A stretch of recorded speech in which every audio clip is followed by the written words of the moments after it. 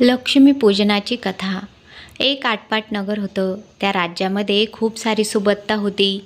पण एक ब्राह्मण होता जो फारच दरिद्री होता. तो रोज देवाची भक्ती करत असे, भक्तिभावाने पूजा करत असे. तरीही त्याच्या मागे 18 विश्व दारिद्र्य मात्र संपत नव्हते. त्याची पत्नी आणि मुलगी मनोभावे माता लक्ष्मीचा उपवास आणि पूजा करत असत. त्यांची मुलगी खूपच हुशार आणि चपळ होती. आईवडील धार्मिक असल्यामुळे तिच्यावरही तेच संस्कार होते. तीही रोज मंदिरात जात असे आणि देवीची भक्तिभावाने पूजा करत असे. मंदिराच्या बाहेरच एक पिंपळाचे झाड होते. ती मंदिरातून बाहेर पडल्यावर रोज त्या झाडाला पाणी घालत असे. तिथे बसून त्या झाडासोबतच खेळत असे. ते गरीब असल्यामुळे गावातील कुणी मुली तिच्यासोबत मैत्री करत नसत. त्यामुळे ती त्या पिंपळाच्या झाडालाच आपली सखी समजत असे. कधीकधी भाकरी नाही मिळाली आणि भूक लागली म्हणून रडत देखील असत. एके दिवशी तसेच झाले होते. घरात काहीही शिदा नसल्यामुळे ब्राह्मणाच्या घरी स्वयंपाक बनलाच नव्हता. ती मुलगी भुकेलीच मंदिरात आली. तिने देवाची पूजा केली, पण आज मंदिरातही तिला कोणी प्रसाद दिला नव्हता. मंदिरातून ती बाहेर पडली. शेजारच्या विहिरीतून जरासं पाणी काढलं आणि तिने जाऊन पिंपळाच्या झाडाला घातलं. त्यानंतर त्या झाडाखाली बसून भुकेल्या पोटी रडू लागली. तिला इतकी भूक लागली होती की तिने त्या झाडाला घट्ट पकडलं आणि मिठी मारून रडू लागली. ती म्हणू लागली, मला कोणीतरी खायला द्या, मला खूप भूक लागली आहे. तिला भुकेपुढे हेही कळत नव्हतं की ती कुणाला पकडून रडत आहे. ती हुंदके देत होती. इतक्यात तिच्या पाठीवर कोणीतरी हात ठेवला. तिने दचकून लगेच मागे पाहिलं तर तिथे खूप सुंदर मुलगी उभी होती. त्या मुलीने ब्राह्मणाच्या मुलीला विचारलं, काय झालं? तू इतकी का रडत आहेस? प्रथम तर ब्राह्मणाच्या मुलीला काय बोलावं ते सुचेना, कारण सहसा तिच्याशी गावातील कोणत्याच मुली बोलत नसत. त्यामुळे ती थोडी घाबरली देखील होती. तेव्हा त्या मुलीने पुन्हा विचारलं, अगं काय झालं? तू इतकी का रडत आहेस? तू मला एकदा सांग, मला तुझी तू मैत्रीण समज. तिचे शब्द ऐकल्यावर त्या ब्राह्मणाच्या मुलीला थोडे हायसे वाटले आणि तिने सारी हकीकत सांगितली. तेव्हा ती मुलगी म्हणाली, अगं इतकंच ना, यासाठी तू इतकी का रडत आहेस? तू थांब, मी माझ्या घरून तुला जेवण आणून देते. ती मुलगी भरकन एका दिशेला पळाली आणि थोड्याच वेळात ती एका टोपल्यात खूप सारे जेवण घेऊन आली. तिने टोपल्यावरचं कापड काढलं आणि त्या मुलीला म्हणाली, धर जेवण कर. ब्राह्मणाच्या मुलीला ते सारं जेवण पाहून खूप आनंद झाला होता. तिने त्या मुलीला सांगितलं की मी हे जेवण आता इथे जेवले असते, पण माझे आईवडील देखील भुकेले आहेत. मी त्यांच्यासोबत जाऊन हे जेवण खाईल. आणि तिने त्या मुलीला आनंदाने मिठी मारून तिथून निघून गेली. जेव्हा ब्राह्मणाची मुलगी घरी गेली तेव्हा तिचे वडील तेव्हाच घरी आले होते. ते भिक्षा मागण्यासाठी गेले होते, पण त्यांना आजही काहीच भिक्षा मिळाली नव्हती. त्यांच्या मुलीने आनंदाने ते टोपलं आई आणि वडिलांसमोर ठेवलं आणि म्हणाली की हे पहा, यामध्ये किती सारे जेवण आहे.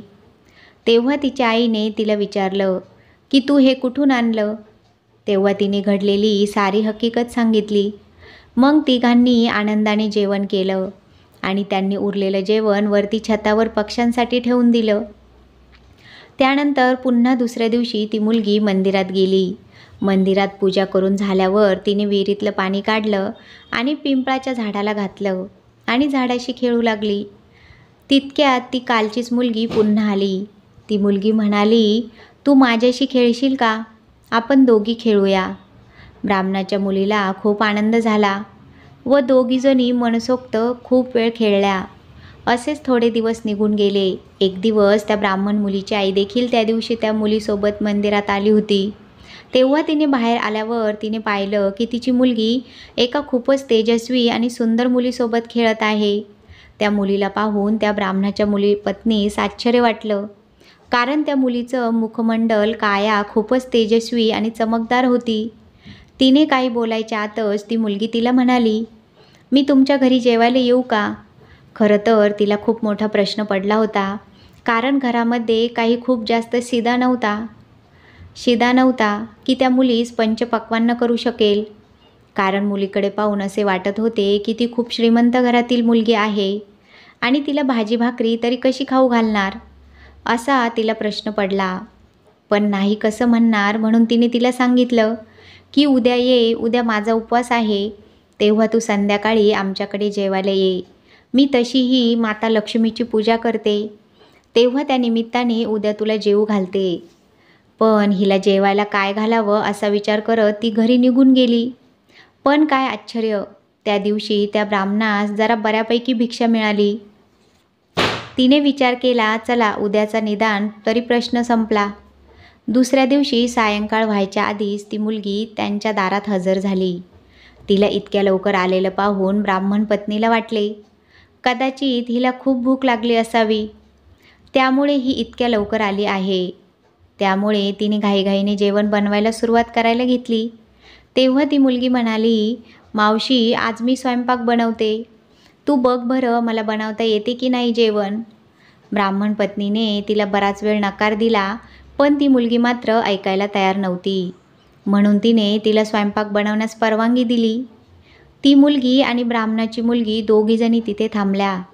ब्राह्मण पत्नीने तोपर्यंत गोठ्यात जाऊन गोठा साफ करून घेतला. अगदी थोड्याच वेळात ती मुलगी बाहेर आली आणि म्हणाली, मावशी सगळं जेवण तयार आहे. तितक्यात ब्राह्मण देखील आला. चौघेजण जेवायला बसले. त्या मुलीने बनवलेले पदार्थ पाहून तिला आश्चर्यच वाटलं. तिने त्या मुलीला विचारले, अगं माझ्या घरात तर इतका शिदा नव्हता, मग तू इतकं जेवण कसं बनवलं. तेव्हा मुलगी म्हणाली, मावशी तू काही बोलतेस, तुझं स्वयंपाकघर तर धनधान्याने भरलेलं आहे, त्यातीलच थोडा शिदा घेऊन मी हे सारं काही बनवलं आहे. तिचे हे शब्द ऐकून ती आश्चर्याने स्वयंपाकघरात पाहते तर तिला खरोखरच तिच्या घरात धान्याच्या राशी लागल्या होत्या. आता मात्र तिच्या लक्षात येऊ लागलं की ही मुलगी काही सामान्य मुलगी नाही. तिने नैवेद्याचे ताट बनवलं, देवीला नैवेद्य दाखवला आणि तिने त्या मुलीसमोर जेवायला ताट ठेवलं. मुलीने जेवण केलं आणि ताटातील उरलेलं जेवण छतावरती ठेवलं.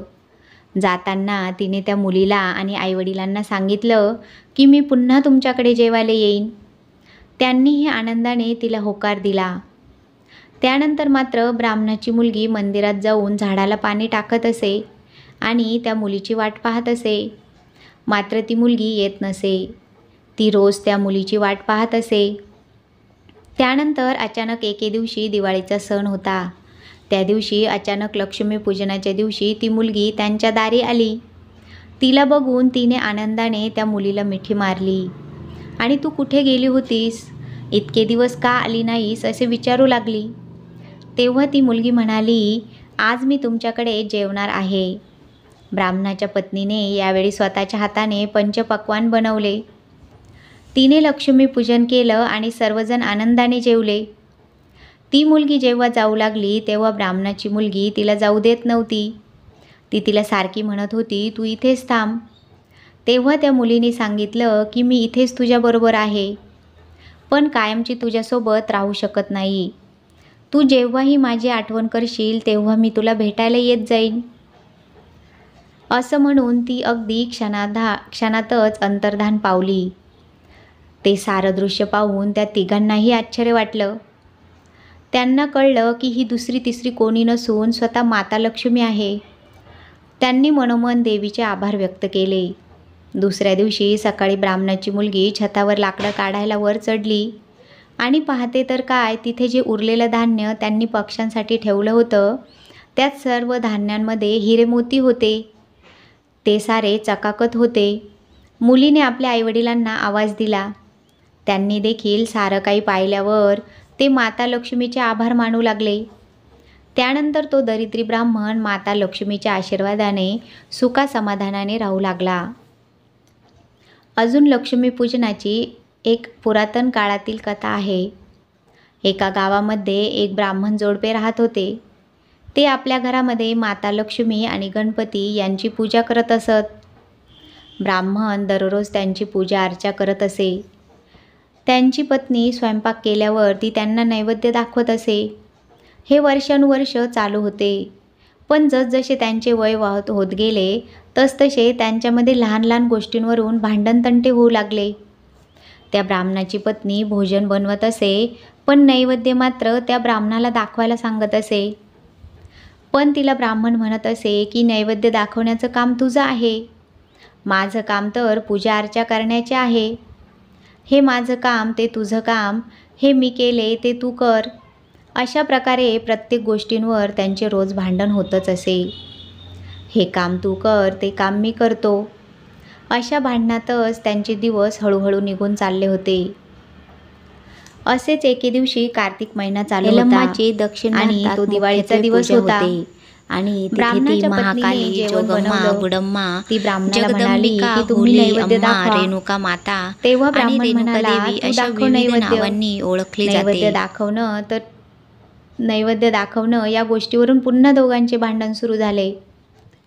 दिवाळीचा दिवस असूनही दोघेजण भांडू लागले.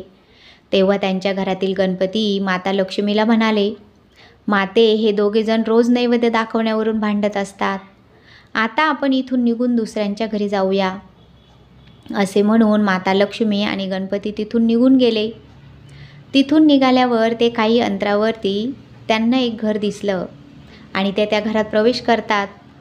तिथे गेल्यावर ते तिथे पाहतात की तेथे देखील जावाजावांमध्ये भांडण सुरू आहे. घराचं अंगण अगदी खराब होतं. खरकटे भांडे इकडे तिकडे पसरलेले होते. सर्वत्र दुर्गंध सुटला होता आणि माशा देखील सर्वत्र येत होत्या. तेव्हा माता लक्ष्मी गणपतीला म्हणाली की आपण इथे थांबू शकत नाही, आपण दुसरे एखादं घर शोधूया. लगेचच ते त्या घरातून निघाले आणि थोडे अंतरावरती असलेल्या दुसऱ्या एका घरात गेले. तेथे गेल्यावर त्यांनी पाहिलं की सासू आणि सुनेत भांडण सुरू आहे. तिथे देखील सर्वत्र पसारा पडलेला आहे. कुठेही भोजनाची काही व्यवस्था नाही. त्यानंतर ते तिसऱ्या घरी गेले. तेव्हा तिथे देखील भावाभावांमध्ये भांडण सुरू होतं. अशा प्रकारे ते जितक्या घरांमध्ये गेले तिथे प्रत्येक घरामध्ये काही ना काही कारणांवरून भांडण सुरू होतं आणि सर्वत्र पसारा पडलेला होता. तेव्हा माता लक्ष्मी गणेशाला म्हणाली, पुत्रा, कुठेही आपल्या भोजनाची व्यवस्था दिसत नाही. तेव्हा आपण त्या ब्राह्मण दाम्पत्याच्या घरी जाऊया. असे म्हणत दोघेजण पुन्हा ब्राह्मणाच्या घराच्या दिशेने निघाले. ते जेव्हा ब्राह्मणाच्या दाराजवळ पोचले तेव्हा त्यांच्या घरातून पंचपक्वान्नांचा सुगंध येत होता. गणपतीने दरवाजा वाजवला. तेव्हा आतून ब्राह्मणाच्या बायकोने आवाज दिला, कोण आहे? तेव्हा गणपतीने तिला सांगितले की दार उघडा, आम्ही आहोत. तेव्हा ब्राह्मणाची पत्नी म्हणाली, मी दरवाजे उघडणार नाही. तुम्ही अगोदर निघून गेलात आणि आता का आलात? तिचे असे बोलणे ऐकून गणपती म्हणाले, माते, आता दरवाजा उघडा, आम्ही यापुढे कुठेही जाणार नाही. तेव्हा ती म्हणाली की मी हे कसं मान्य करू की तुम्ही पुन्हा इथून जाणार नाहीत ते. अगोदर तुम्ही मला वचन द्या, तरच मी दरवाजा उघडेल. तेव्हा लक्ष्मी माता त्या ब्राह्मण पत्नीस म्हणाली, बोल, तुला काय हवं आहे? तेव्हा ती महिला म्हणाली, अन्नधान्य दे, आम्ही दोघे म्हातारा म्हातारी पुन्हा तरुण होऊ देत. तेव्हा माता लक्ष्मी म्हणाली, तथास्तु. लगेचच ब्राह्मणाच्या पत्नीने दरवाजा उघडला. तेव्हा माता लक्ष्मी आणि गणपती ब्राह्मण पत्नीला म्हणाले, आज तर तू तुझ्या मनाप्रमाणे करून घेतलं, पण लक्षात ठेव, तुला जे काही मिळालं आहे त्याचं जतन करण्यासाठी तू नेहमी दिवाळीच्या दिवशी रात्री आपल्या अंगणात चौमुखी दीप नेहमी तेवत ठेव. असे केल्यामुळे तुझ्या 7 पिढ्यांपर्यंत मी तुझ्याच घरामध्ये विराजमान राहणार. असं म्हणून गणपती आणि माता लक्ष्मी त्या ब्राह्मणाच्या घरी विराजमान झाले. जसे त्या जोडप्यावर माता लक्ष्मी आणि गणपती यांनी कृपा केली, तशी ती तुम्हा आम्हावर करो हीच सदिच्छा. आता आपण पाहणार आहोत की माता लक्ष्मी आणि गणपती नेहमी सोबत का असतात. एकदा संपत्ती आणि समृद्धीचा देवी लक्ष्मीला गर्व होतो. याच कारणामुळे भगवान विष्णूंना त्यांचा गर्व संपवायचा होता. म्हणूनच त्यांनी माता लक्ष्मीला सांगितले की जोपर्यंत कोणतीही स्त्री आई होत नाही तोपर्यंत ती पूर्ण होत नाही. माता लक्ष्मीला मुलगा झाला नाही, त्यामुळे भगवान विष्णूंचे म्हणणे ऐकून देवी खूप निराश झाल्या. मग देवी लक्ष्मी मदत मागण्यासाठी माता पार्वतीकडे पोहोचल्या.